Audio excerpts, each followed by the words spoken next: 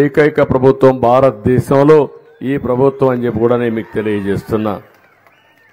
ఈ రోజు ఇక్కడ ఈ గ్రామంలో కూడా మనం ఒకసారి చూస్తే మీ గుండుమల గ్రామంలో 398 మందికి ఇస్తున్నాం.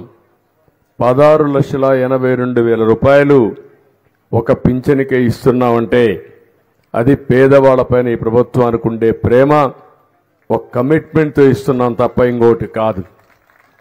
మీరు ఒక విషయం మనం గుర్తుపెట్టుకోవాల్సింది, ఈ ప్రభుత్వం పేదల ప్రభుత్వం, మీకు అండగా ఉంటాం.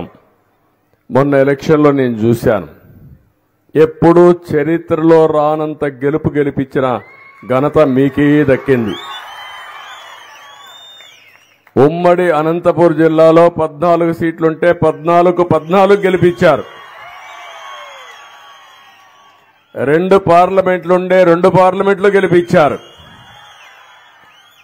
8 ఉమ్మడి జిల్లాలో 100% సీట్లు గెలిపించారు.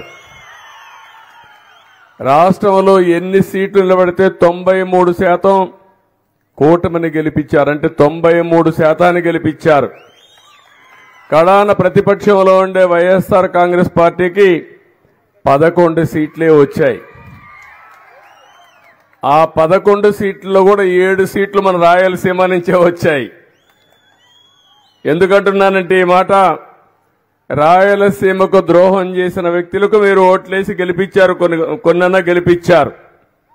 మీరు ఒక విషయం గుర్తుపెట్టుకోవాలి, పాలన ఎలా ఉండకూడదో 5 ఏళ్లు పాలన మీరు చూశారో అలాంటి వ్యక్తులు వాళ్ళు. ఈరోజు పాలన ఏ విధంగా ఉండాలనో చేసి చూపించే కూటమి ఈరోజు మేమని చెప్పి నేను మీకు తెలియజేస్తున్నా. అందుకే ఏ పని చేసినా జవాబుదారీగా తనంగా చేస్తాం. ఇప్పటికే మీరు చూస్తే వర్షం కూడా పడతా ఉంది, శుభ సూచకం. ఈరోజు పర్ల వరుణదేవుడు కరుణించాలి, కానీ కొంచెం మబ్బులైతే ఉన్నాయి. గడిచిన 5 సంవత్సరాలు చరిత్రలో చూడనటువంటి నష్టాన్ని మనం చూశాం. అన్ని వ్యవస్థలు నిర్వీర్యం అయిపోయినాయి.